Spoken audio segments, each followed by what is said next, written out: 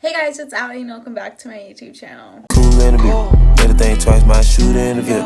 today's video, the original plan was to do a no makeup look slash tutorial slash get ready with me. I don't know, but I kind of want to do just like a get ready with me for any normal day and talk about mental health. I think that is what I want to do because I'm not getting ready for anything, but I love doing my makeup and I love talking about mental health because it is so important, and so I think putting them together will just equal a good video, right?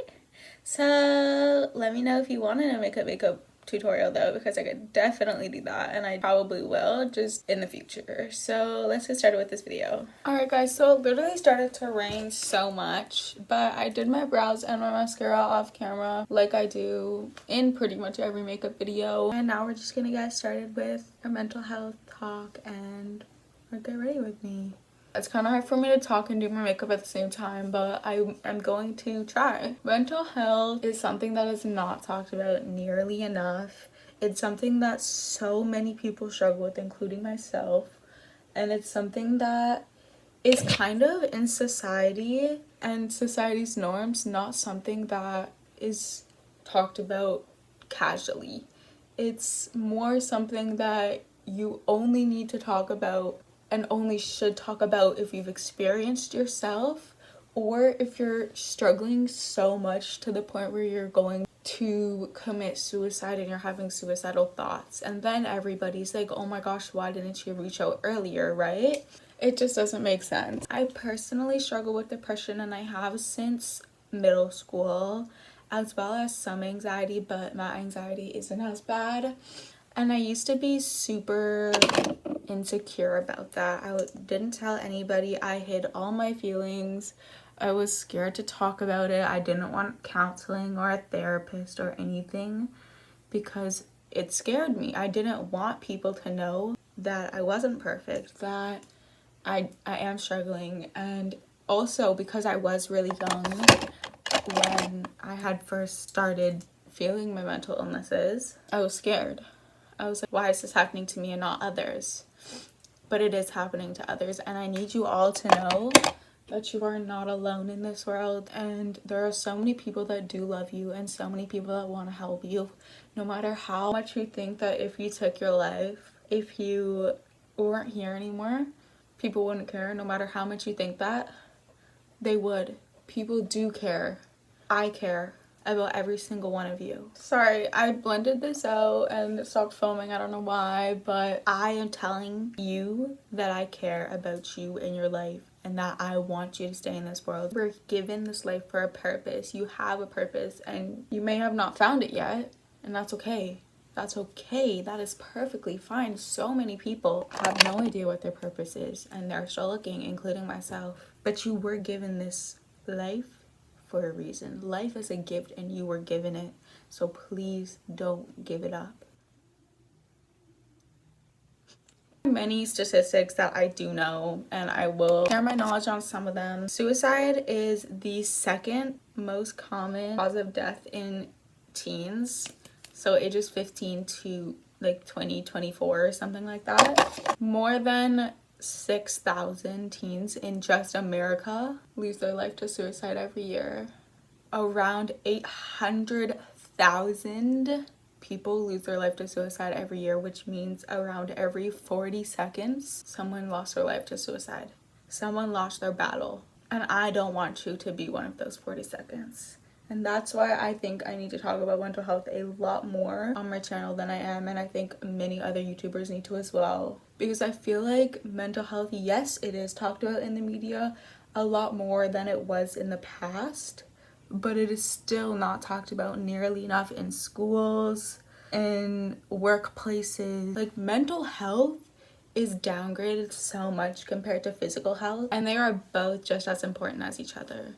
Mental health is no less important than physical health. And I'm not making this video so I can like congratulate myself for educating some people. I'm making this video so that I can genuinely help, because I want to genuinely help those of you who are struggling, because I have struggled and I have had no one to help me, and I've had to pick myself up on my own and it is extremely difficult, and I'm extremely strong. I'm very strong, and so I could do it. But those people, those 800,000 people that lost their life to suicide might not have been as strong, and you might not be as strong, and I want to help you, because not everybody is built as strong as some.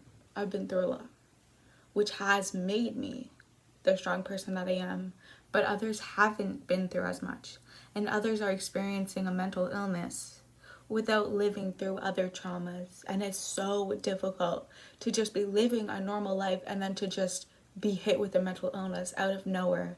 Like, you didn't do anything to deserve it, and it's just there, right? And it can be so degrading and leave you wondering why this is happening to you, what you did to deserve it. I promise you, nothing you did is causing this. This is just how life works. This is how God works. Everything happens for a reason, and you just have to trust divine timing. And if you want, I could definitely do like another get ready with me or whatever and talk about my spiritual beliefs, because I have a lot of them.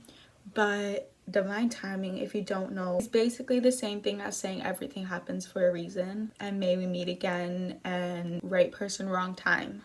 Divine timing is like, for example, I'm talking to this boy, right? And we can't hang out, we can't see each other, and it sucks. And you know, that kind of makes it so like we can't work. But you never know about the future. I could meet this person 20 years from now and get married and have children, and that was my soulmate, right? That's divine timing. You meet him, it didn't work out, and you met again. You were supposed to meet again because everything happens for a reason. That's divine timing. Right now, you might be struggling, but that doesn't mean you will be struggling in a year from now. That doesn't mean that everything isn't going to get better. And I know that it seems like it's never going to get better, and I know that it seems like this mental illness is going to take over your life, and I know that it seems like others don't have to live like this and that it's unfair. I know, but it will get better. And I know everybody says that, and it's very, very hard to listen because they don't know that it's going to get better. I don't know that what you're going through is going to get better, right? That's what you think, because I really am not you, right? And so it's hard to listen to other people, like, or at least for me, when I was very much so struggling and people would tell me that it would get better. Nope, you don't know what I'm living. You don't know what I'm going through. It's not going to get better. I've been saying that it's going to get better, and it hasn't, and it's never going to, right? That is what I thought. And I'm sure that's what other people feel when they are told that as well. But you just have to trust that it will get better. Trust the timing. Trust the process of life, because everybody struggles. And some people are better at hiding it than others, but like, everybody does struggle and everybody heals. It's a process. I know I've been like very much so ranting about this, but I mean, that's what this video is pretty much for. But yeah, I really want you all to know that you can reach out to me and you can reach out to others. There are helpline. I will leave them in the description. And just know you are not alone in this world. I'm here for you. And others are here for you. And others love you. I love you. You are loved. You are cherished and you are cared for. So don't stop fighting, please. Does it sound good and you know it? Sorry. I could honestly talk about mental health for so long. Like, it's seriously something I am so passionate about and something that I never want to stop helping people with. Like, ever since I started struggling, I've known that psychiatric specialties was what I wanted to do. I know I still want and wanted to learn about the mind, learn what's happening in one's mind to cause them to have depression, to cause them to have anxiety, to cause that, you know. And I have taken psych. I've taken a U of T course, so like University of Toronto. Yeah, I've taken a U of T psych course. It was honestly super interesting, and I never want to stop learning about the mind. I really want to be a psychologist. I know they make a lot less money than a psychiatrist. I don't know, bro. This isn't about my career choices. We're not at fucking career ed. But yeah, I've always wanted to be something in the psych field because of my mental illnesses. And because I feel like my family, very educated. I meant to say isn't very educated, not is very educated, isn't. On the topic of mental illness, and I kind of grew up in a household where I didn't talk to my family about how I was feeling. I kept it all to myself, right? And so I want to be able to create a family where I am educated on mental illness, where I can educate my children on mental illness, where I can be there, be the support that my children need, and be the support that other children need around the world. And I could get more into the stats and everything about mental illnesses and depression and anxiety, especially because those are my main focuses, because that's what I struggle with, right? And so I want to help people who struggled like me. And it's easier for me to help someone that I have gone through the same struggle, you know? But any mental illness, I am here for you. I want to help you. I can talk to you. I can help you through it. I'm here for you. I can be your little counselor. I can be free too. I'm free. I'm very like I have a sense of humor, and I'm like a sarcastic person. And so mental health, like you guys might not think I'm serious because I'm kind of joking around and shit, but like I'm so very much serious. I will 100% help you.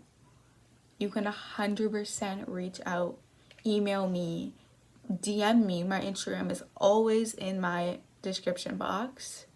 I'm always here. I can't stress that enough.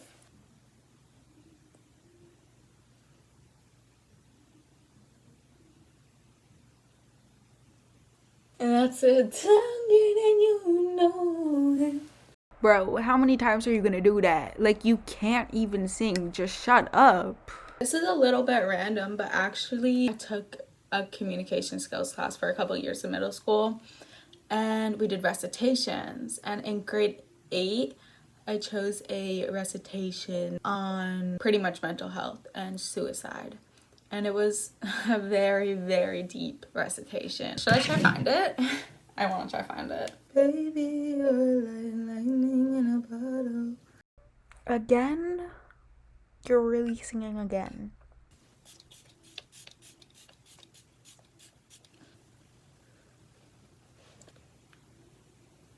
This highlighter is the prettiest fucking highlighter I've used in my life. I'm not gonna lie, it's Jeffree Star, and I know he's canceled, but I bought this before he was canceled. Actually, I got this for Christmas like a couple years ago, or maybe last year or something, but I got this before he was canceled. This isn't obviously about mental health at all, but I have no idea why Jeffree Star was canceled. Like, I never did the research. Why is he? Does someone want to let me know? In a bridal, I can't let you go now that got you. You're so annoying. You're so annoying. The song has been stuck in my head. I also can't sing for shit, so don't even talk about it. Recitation. Okay. It's called Healing, and it's about poetry pretty much, but mental health. So yeah. Should I read it to you while I'm doing my makeup? Yeah. If tonight is the last night you plan on breathing, if the weight of the world is so heavy on your shoulders that the only place you can see to lay down this burden is a grave, if you are so tired of existence that you want to put yourself into an eternal rest, I'm so sorry I couldn't make this life more livable for you. But before you go, can I ask you one thing? When you pick up the pen to write a suicide note, write a poem instead. Write a poem about all the things you love and about all the things that love you. Turn the pain into prose and see how quickly the end becomes a new beginning. Write a poem like your life depends on it, because sometimes it does. I too have low nights on the bathroom floors with blood and tears flowing so quickly I do not know which one will run out first. No praying to God, I stopped believing a long time ago that if he was real, he would help me. No looking death in the face and inviting him home like a long-lost friend I couldn't wait to get reacquainted with. But I've also known salvation. And know that if the words of your demons can end your life, then the words of hope can save it, no matter how deep of a hole you think you've dug yourself into. Even when holding on to it feels like grasping for air your lungs can't even keep inside of it. Reach your hand out for a lifeline and I'll give you a pen. And I'll tell you that poetry is the pathway to survival that you never saw coming in. Ain't not a testament to that because I am still standing after depression brought me to my knees. After I asked God more times in my life than I thanked him for giving me it. And ain't that a blessing to survive? Even when your own body has tried to kill you, to hold healing in your hand and to know it well. And it gets hard sometimes because I can't remember how to be a person, much less a poet. But being a poet isn't always about pretty prose. Some days it's just about being alive. Hell, most days it's just about being alive. Here in this place where I've seen so many resurrected, I call it holy. Call it magic, so let me spell by your survival. Put down the razor. Don't spill blood, spill ink. Write a poem across your wrists and thighs and show everyone your scars and your story and tell them that this is survival, this is hope, this is a life through language. And never forget how hard it was to get here, to turn your back on your demons. But if the pen is smarter than the sword, then the sword is smarter than any mental illness that has tried to kill you. So tonight, don't write a suicide note. Put a period where there could be a comma. Write me your survivor story. I promise you'll be here tomorrow. Yeah, that recitation really spoke to me because I personally don't really write poetry, but I read it. I'll show you. These are just a few examples. So I have Pillow Thoughts. This is Corny Peppernell.